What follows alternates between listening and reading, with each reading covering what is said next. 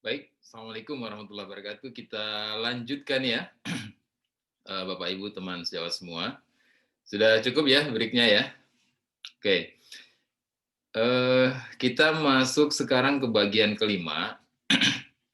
Bagian kelima ini bagian terakhir dari modul penilaian kinerja, ya. Submodulnya ini adalah 8 kesalahan umum dalam penilaian kinerja. Jadi kita nanti akan melihat ada beberapa, kesalahan-kesalahan umum dalam penilaian kinerja, jebakan-jebakan Batman ya, begitu. Mari kita lihat apa saja. Ini Bapak Ibu, teman sejawat semua, kesalahan-kesalahan umum yang sering terjadi dalam penilaian kinerja staf.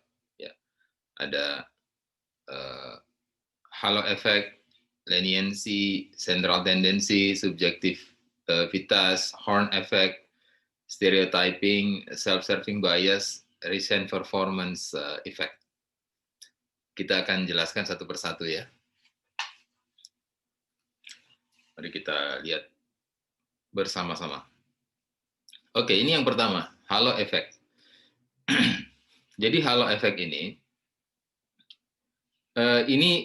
kecenderungan dari penilai ketika memberikan nilai pada yang dinilainya, bisa teman satu level, bisa bawahan, bisa atasan, ya. Ya tergantung skema atau skenario penilaian kinerja yang kita pilih di organisasi kita, di rumah sakit ataupun di klinik kita. Nah, kalau konteksnya sekarang yang akan saya sampaikan di sini, konteksnya adalah atasan ke bawahan ya. Oke. Jadi di sini atasan itu memberikan nilai kepada bawahannya terlalu baik. Dia memberikan nilai tinggi, ya.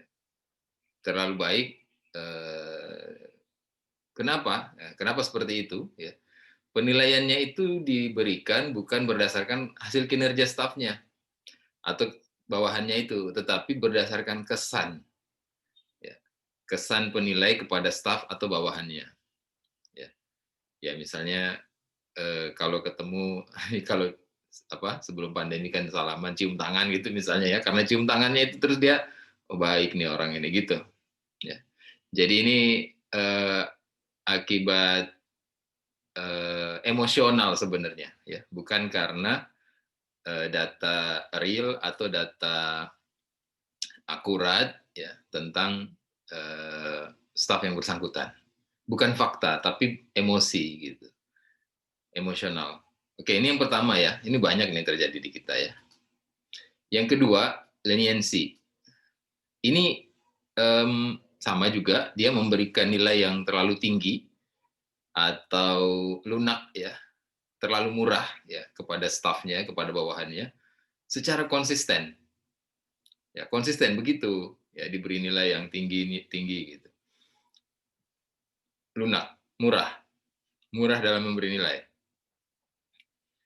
Ini biasanya didasari karena penilainya itu merasa sungkan, merasa segan untuk memberikan penilaian yang negatif. Atau minimal yang sebenarnya itu dia sungkan itu. Untuk ngomong yang sebenarnya aja dia sungkan. Jangankan eh, nilai yang negatif ya. Misalnya average aja. Ya. Menurut dia sih ini average, nggak istimewa gitu. Tapi karena dia sungkan, ya udah akhirnya dia kasih nilai yang murah, nilai yang terlalu tinggi. Ya. Sungkan, segan. Hati-hati, ini banyak nih di kita. Ya. Berikutnya central tendency. Jadi dia lebih cenderung pada nilai-nilai tengah. Ya, nilai rata-rata gitu. Kenapa dia mencari nilai rata-rata? Karena dia menghindari konflik. Ya, misalnya nih, misalnya nih, stafnya ada 5 gitu ya. Ya udah kasih aja rata-rata semua. Ya. Karena kalau ada satu yang dinilai lebih tinggi, nanti temannya yang lain, kok dia nilainya tinggi, kok saya enggak gitu. Nah itu buat dia, buat si penilai yang berpikiran begini ini, itu konflik. bisa jadi konflik nanti. Dia menghindari konflik. Ya, dia main aman, cari mudah.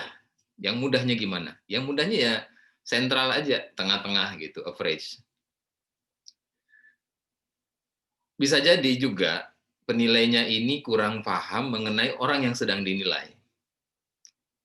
Atau dia nggak kurang paham tentang pekerjaan dari yang sedang dia nilai. Gitu.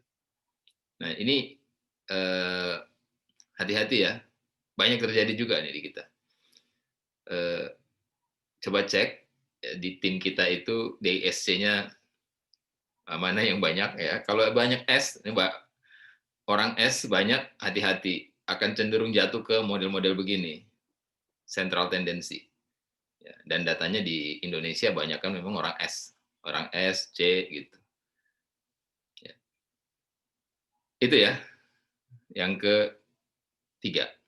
Oke, sekarang kita yang keempat nih, subjektivitas. Di sini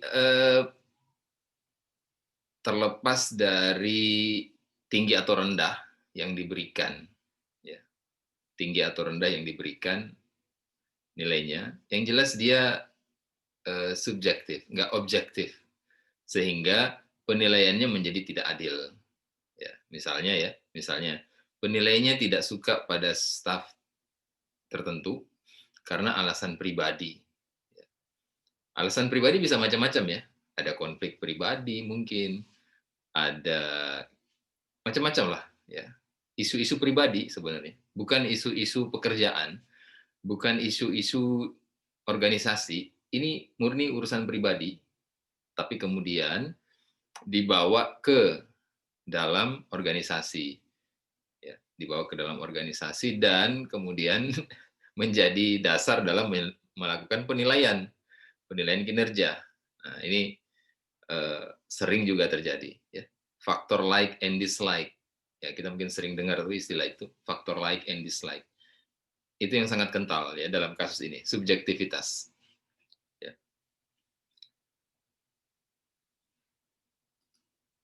Kemudian berikutnya yang kelima, horn effect. Horn effect ini kecenderungan penilai itu memberikan nilai di area yang lain saat penilai menemukan satu kualitas buruk dari stafnya di area tertentu. Ya, jadi dia lihat ada fenomena, ada kejadian, ya dia lihat stafnya melakukan sesuatu, ini sebenarnya tidak terkait dengan kinerja, tidak terkait dengan indikator kinerja. Contoh ya, misalnya ini, seperti ini. Suatu ketika penilai melihat stafnya atau bawahannya itu tidak jabat tangan saat menghadapi klien. Ya ini sebelum pandemi ya, contohnya mungkin. Ya. Bisa jadi alasannya mungkin bukan muhrim, gitu kan ya. Alasannya, jadi dia nggak jabat tangan. Ya. Lalu, tapi si atasannya menganggap itu sebuah perilaku yang nggak profesional, misalnya, gitu ya. Lalu dia berikan nilai rendah, gitu. Atau sebaliknya bisa jadi ya, karena uh, yang bersangkutan ini penilainya itu sangat apa namanya ya dia perhatian betul pada hal-hal yang agamis begitu ya. Dia lihat kok jabat tangan gitu ya, misalnya kok stafnya jabat tangan, harusnya kan nggak boleh jabat tangan. Misalnya dia lihat dari suatu kejadian itu lalu dia menjudge kualitasnya buruk. Lalu kemudian saat tiba masanya penilaian kinerja, dia berikan nilai yang rendah. Gitu. Itu horn effect. Jadi ada satu fenomena, ada satu kejadian, sebenarnya tidak ada kaitannya dengan kinerja, tidak ada kaitannya dengan indikator kinerja, tapi kemudian dijadikan sebagai dasar untuk membuat penilaian. Berikutnya stereotyping. Ya, stereotype ini orangnya itu punya punya persepsi tertentu yang sangat sangat sangat melekat pada dia ya tentang misalnya stafnya berdasarkan gender ya. Ya kalau misalnya perempuan itu kalau ditaruh di kerja-kerja lapangan akan jelek sehingga ya udah jelek aja hasilnya itu gitu stafnya kalau perempuan. Kalau laki-laki misalnya gitu ya, kalau laki-laki dijadikan sebagai PR itu mesti nggak bisa, nggak kurang gitu misalnya. Ya. Atau alma mater misalnya ya. Kalau lulusan sekolah ini, universitas ini pasti jelek gitu lah. Mesti nggak bagus atau mesti bagus kalau lulusan ini mesti bagus gitu. Ya. Atau sara ya, suku, agama, ras tertentu gitu ya. Ataupun kasta misalnya dan sebagainya. Ya, jadi ini dia melekat betul itu. Kalau suku ini misalnya dia mesti kurang ajar misalnya gitu. Kalau agamanya ini dia nggak ramah gitu, misalnya gitu. Nah, ini kemudian membuat hasil dari penilaian kinerja itu juga nggak bisa valid jadinya ya, karena tidak berdasarkan kinerja yang aktual. Ya, bisa jadi ada benarnya, ya, tapi kan tidak selalu begitu ya. Ya. Kultur ya itu membentuk seseorang, budaya membentuk seseorang, tapi kan belum tentu juga ada kaitannya dengan indikator kinerja yang kita terapkan gitu di organisasi kita. Gitu. Yang ketujuh, self-serving bias. Nah, di sini yang terjadi adalah penilai penilai itu punya anggapan. Kalau sukses itu karena saya, karena atasan. Ya. Kalau sukses itu karena saya. Kalau gagal itu karena anak buah gitu. Jadi yang peraturannya cuma dua. Satu, bos nggak pernah salah. Yang kedua, kalau bos salah kembali ke peraturan pertama gitu. Kira-kira begitu ya. Ya. Nah,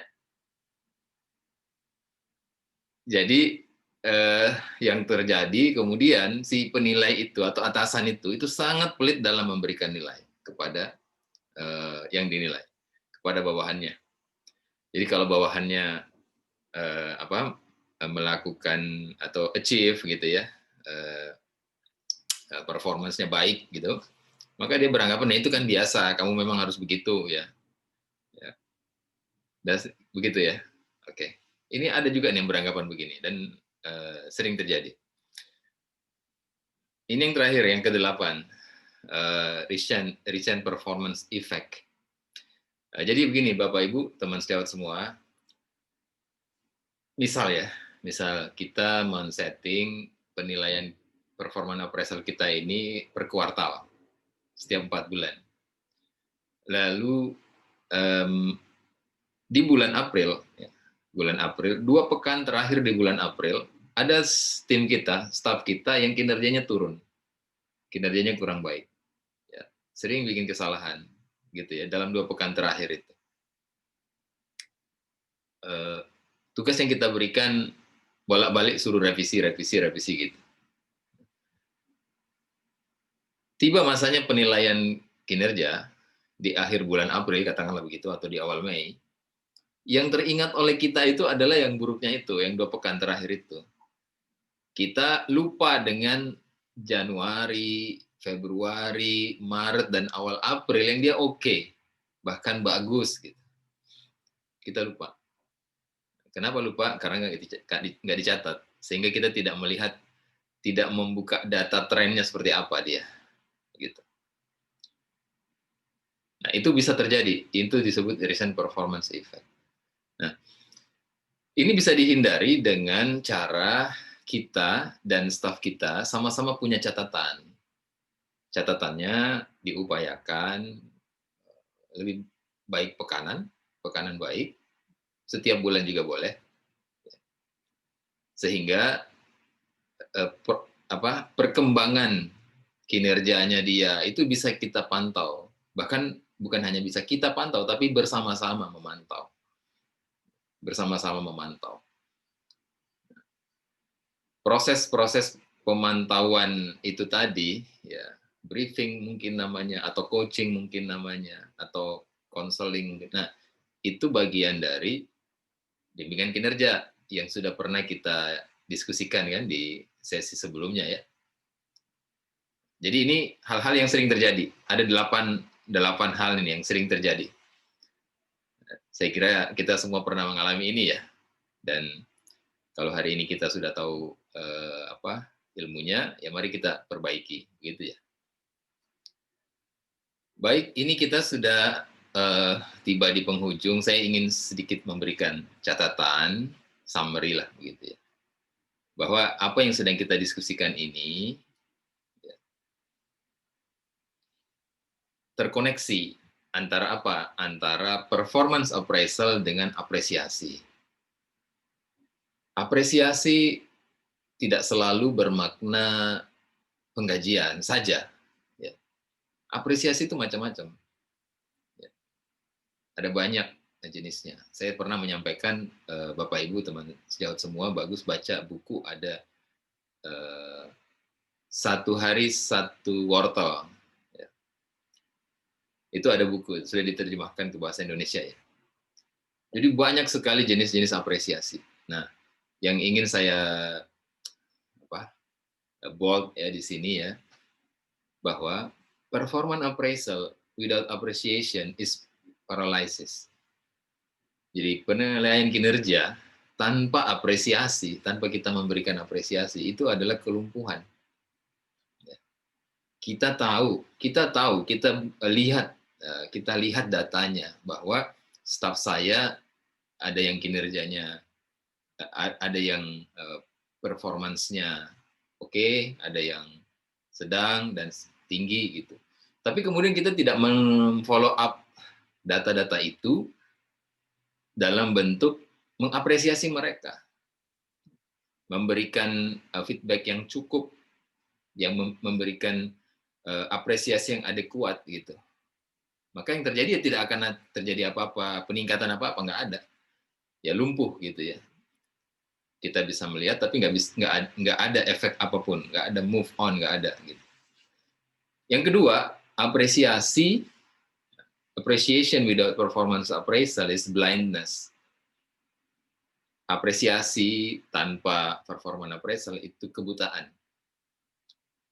Jadi kita sih jalan tuh apa namanya agenda apresiasinya. Kita mengapresiasi, memberikan feedback dan seterusnya. Tapi apresiasi dan feedback kita itu tidak berdasarkan pada satu data faktual kinerja. Tidak didukung dengan penilaian kinerja. Itu namanya blindness, ya, kebutaan. Kalau eh, orang apa namanya ya, buta kan ya bisa nabrak sana kemari ya. Ya. Jadi dua hal ini kita hindari. Oleh karenanya kita pastikan ada koneksi yang kuat antara performance appraisal dan apresiasi atau reward system. Ya. Kita akan diskusikan tentang reward system di sesi berikutnya, di modul berikutnya. Ya. Sistem reward. Ya. Oke, nah ini saya kira slide yang ditunggu-tunggu. Ya, ini slide menu kita hari ini. Baik, sebelum saya membahas tentang menu ini, saya ingin mengingatkan kembali bahwa sangat penting kita menegakkan prinsip-prinsip penilaian kinerja yang baik, yang sehat di organisasi kita, di rumah sakit kita, di klinik, di perusahaan kita. Ya. Kenapa? Ya, karena ini kalau kita kaitkan dengan aspek spiritual ya, karena penilaian itu dekat dengan yang namanya keadilan, rasa adil. Pemimpin, pemimpin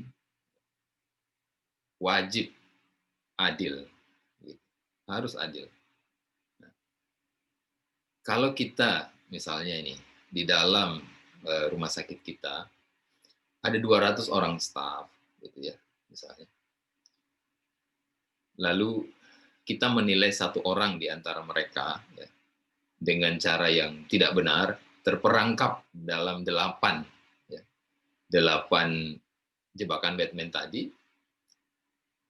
Misalnya nih, karena kita segan, karena kita sungkan, ya, kita menilai katakanlah seseorang yang lebih tua dari kita, kinerjanya sebenarnya dia kurang baik, kinerjanya jelek, tapi kita karena sungkan kita nggak nulis jelek, kita nulis baik atau nulis average misalnya gitu ya. Ingat, kita sungkan dengan satu orang, ya, tapi maknanya kita tega pada 199 orang yang lain. Tadi kan saya bilang ada 200 orang di dalam rumah sakit kita. Ya. Kita segan, sungkan pada satu orang ini, ya. Akhirnya dia tidak tahu apa kekurangan dia, gitu ya. Kemudian kita zolim pada 199 yang lain. Pilih yang mana? Pilih yang mana? Ya.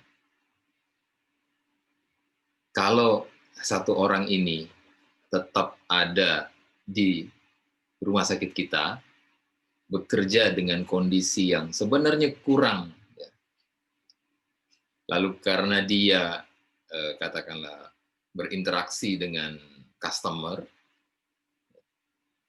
kemudian karena pelayanannya nggak bagus, customernya kapok datang ke tempat kita, ya.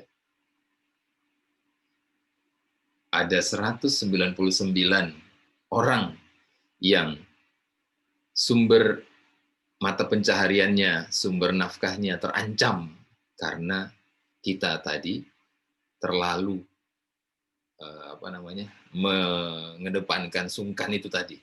Ya, ini contoh sungkan, kan ada 8 tadi ya, ada 8 jebakan Batman tadi. Begitu ya, poinnya itu. Jadi mari kita adil lah. Ya.